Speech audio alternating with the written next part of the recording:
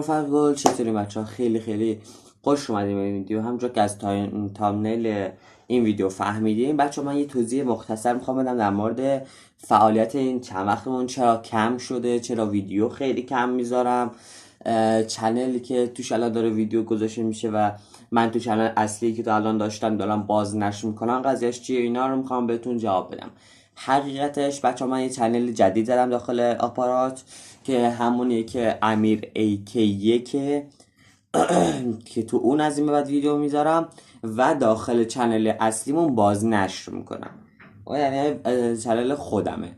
بعدش این که آقا حقیقتش ما استریم شروع کردیم، داریم به صورت خیلی زیاد و مداوم و قرار همینجوری بمونه. میخوایم GTA V آنلاین بریم. الان دارم میذارم استریمشو. بچه اگه میخواین حتما جوین کانالمون بشین، زگولهاش هم بزنین.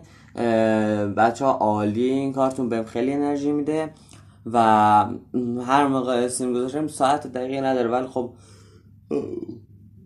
معمولا از ساعت های 10-11 شروع میکنم تا مثلا 1 یا 12. واز از ساعت مثلا 2-3 اینا شروع میکنم تا آخر شب ساعت 10 اینا.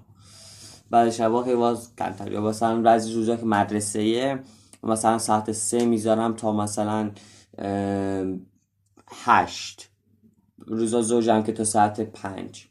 دو ساعت انگار استریم داریم روزای زوج.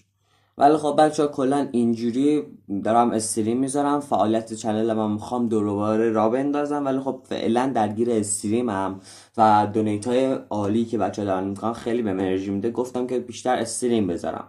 به حال که اینجوری الان هم داریم VMP بازی میکنیم با بچه ها تو استریم.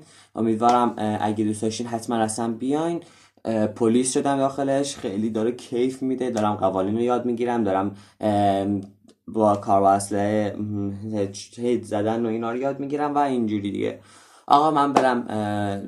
الان 2 ساعت چنده؟ الان ساعت 9:47. من ساعت 10 میخوام شروع کنم. حتما بچه ها پس زنگولن هم به صدا بیارین و هر موقع که استریم بذارم وقتی دنبالمون داشته باشین براتون میاد که این استریم گذاشت. همیشه هم از گوگل ما رو چک کنین اگه می‌خواستین استریم ما رو ببینین. همیشه هم VMP میذارم. 90% اوقات VMP، بعضی موقع شاید استامبل هم در کنار داشته باشیم. خب گایز، مرسی تا اینجا همراه ما بودین. شما رو خدا بزرگ می‌سپارم. تا درود دیگر، بدرود.